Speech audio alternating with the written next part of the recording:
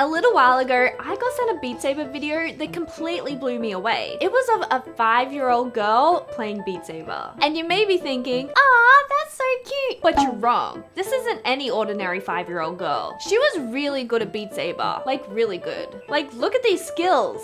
The accuracy, the composure, the claw grip. These are all clear signs of a future Beat Saber pro. I later learned that her name is Leela, and she's been playing Beat Saber since the beginning of lockdown in 2020. Her grandfather was the one that got her into Beat Saber and has been sharing all her videos online. Since then, he's completely leveled up his setup and now has a full mixed reality studio at his house. And you can check out all their videos on TikTok, link down below. Fast forward to today, and Leela is 8 years old now and even better at Beat Saber. So I did what any mature adult would do, and I challenged her to a Beat Saber battle, of course. Choose your fighter!